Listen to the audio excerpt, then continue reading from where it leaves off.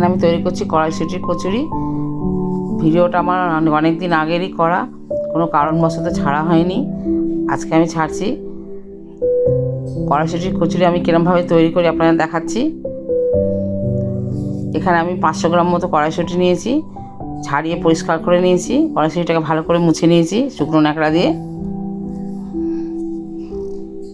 এবার এটাকে আমি ব্লেন্ড করব, মিক্সিতে দিয়ে দিচ্ছি আমি।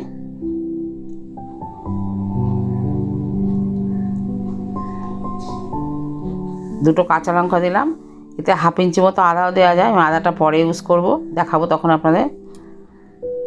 ভালো করে ব্লেন্ড করে নেব, একদম মিহি না, একটু থাকবে, দানা থাকবে, এরকমভাবে আমি ব্লেন্ড করেছি। দেখুন একটু দানা দানা ভাব আছে। জল খুব কম দিয়েছি আমি, বেশি জল দেওয়া যাবে না।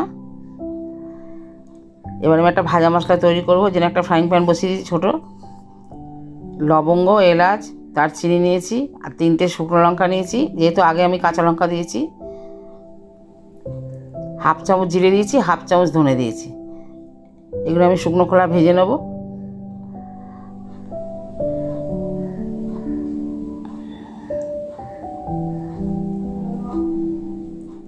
খুব লাল লাল করে ভাজা যাবে না। ভাজা হয়ে গেছে, আমি নামিয়ে রেখেছি একটা ডিশের মধ্যে ঠান্ডা হওয়ার জন্যে। আর একটা ফ্রাইং প্যান বসিয়ে দিয়েছি, এখানে আমি অল্প তেল দিয়েছি, সর্ষের তেল 2 চামচ মতো। হিং দিলাম এতে, হিংটা একটু নাড়াচাড়া করে ভেজে নেব।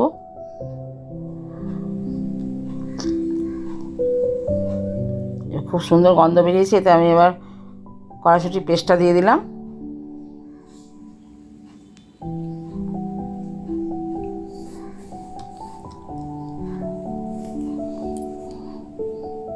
খুব ভালো করে নাড়াচাড়া করে ভাজতে হবে।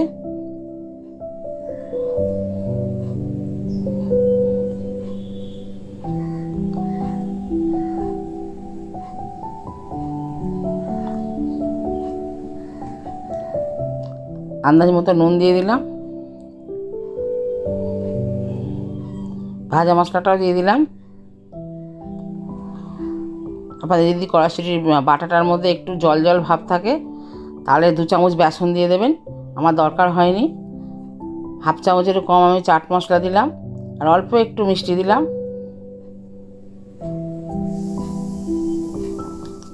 এবারে ওখানে 1/2 চামচ মতো আদা বাটা দিলাম। সব একসঙ্গে খুব ভালো করে নাড়াচাড়া করে ভাজবো, যতক্ষণ না জলটা শুকিয়ে যাচ্ছে।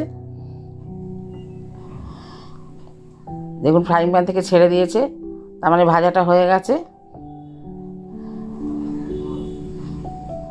নামিয়ে রাখলাম একটা পাত্রের মধ্যে, ঠান্ডা হতে দেবো। এখানে আমি 500 গ্রামের একটু বেশি ময়দা নিয়েছি। 1 চামচ মতো জোয়ান হাতের মধ্যে ভালো করে ম্যাশ করে দিয়েছি, যাতে গন্ধটা ভালো থাকে। 2.5 চামচ আমি এখানে ঘি দিলাম।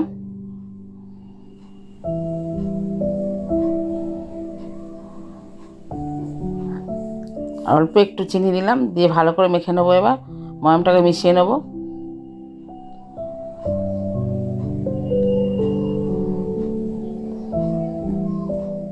হাতে মুট করছি, দেখুন হয়ে গেছে, ময়ামটা রেডি হয়ে গেছে। এবার আমি একদম নর্মাল জল দিয়ে মেখে নেবো ময়দাটা, একটু নরম করে মাখবো, যেরকম করে লুচি পাউডার মাখা হয় রুটির, ওর থেকে আরেকটু নরম হবে।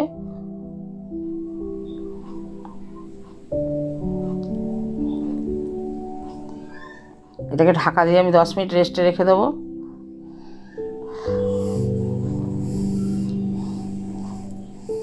দশ মিনিট হয়ে গেছে, ফুলের লেচি কাটছি আমি।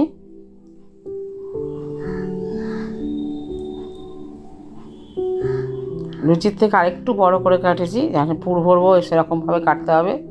লিচিটা একটু বড় করে কাটলে ভালো হয়। দেখুন আমি বল তৈরি করে নিয়েছি কড়াইশুঁটির পুরগুলো থেকে।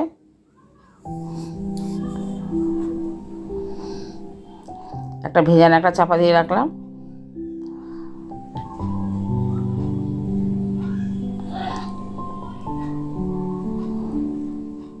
বাটির মতো করে খোল তৈরি করব। পুরটা ভালো করে তৈরি করে ঠেসে দিলাম, দিয়ে এবার ভালো করে মুখটা বন্ধ করে দেবো।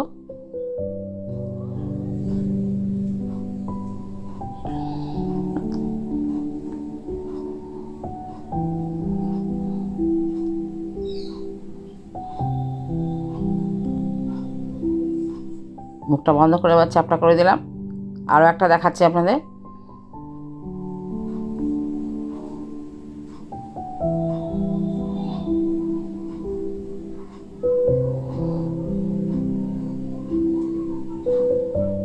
আর একটা বাটি তৈরি করে নিলাম। কড়াইশুঁটি বলটা দিয়ে একটু চেপে দিতে হবে, নাহলে বেলার সময় বেরিয়ে যাবে। মুখটা খুব ভালো করে সিল করে দিতে হবে।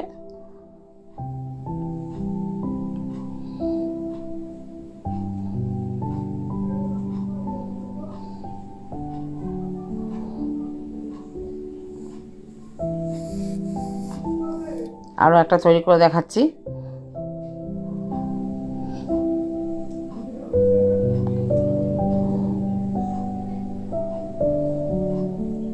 বাটিটা তৈরি করার সাইড দিয়ে চাপতে হবে, মাঝখানটা মোটা থাকবে।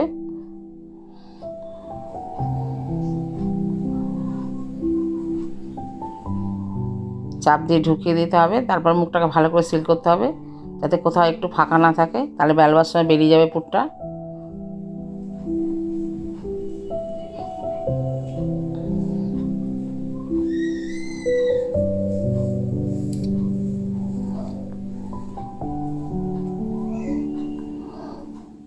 এবার আমি বেলবো, দেখুন একটুখানি তেল নিলাম, খুব হালকা চাপ দিতে হবে, বেশি চাপ দেওয়া যাবে না।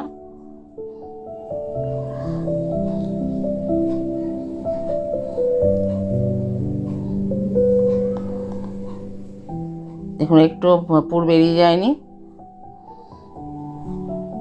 আরও একটা বেলে দেখাচ্ছি আপনাদের।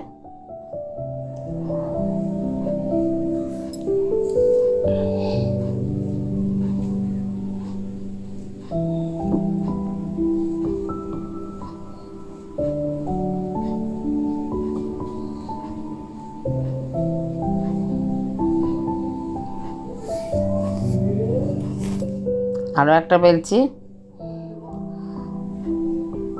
খুব হালকা হাতে চাপ দিয়ে বেলতে হবে।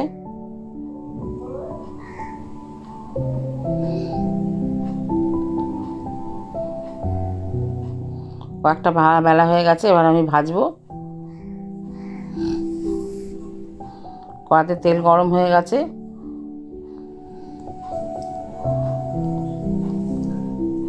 হালকা হাতে চাপ দিয়ে দিয়ে ফোলাতে হবে।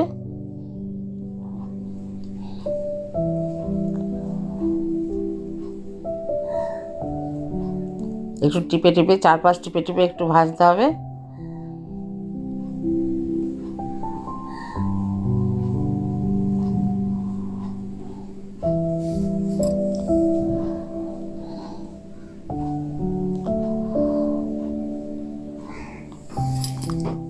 আরও একটা দিলাম তেলের মধ্যে।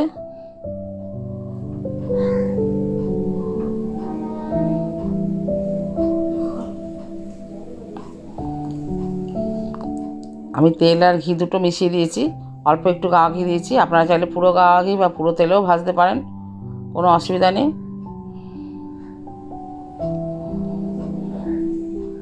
দেখুন কত সুন্দর ফুলেছে।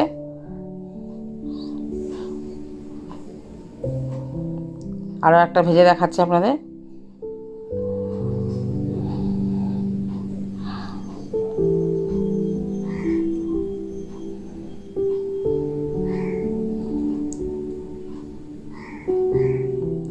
এরকমভাবে সবগুলো আমি ভেজে নেবো আস্তে আস্তে।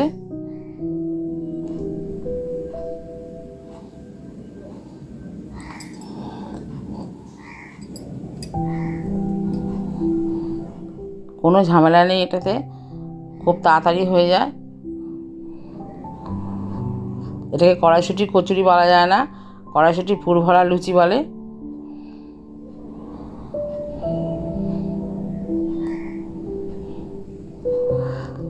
কয়েকটা ভেজে আপনাদের দেখাচ্ছি।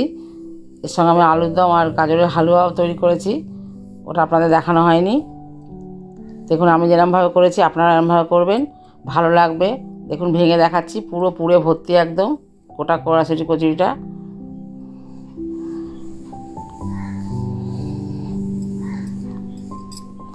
দেখতে যত ভালো হয়েছে, খেতেও আশা করি ভালো লাগবে। ভালো লাগলে লাইক দেবেন, কমেন্টসের মাধ্যমে জানাবেন আপনাদের কেমন লাগলো। যদি ফেসবুক থেকে দেখেন তাহলে ফলো করবেন, যদি ইউটিউব থেকে দেখেন তাহলে সাবস্ক্রাইব করবেন।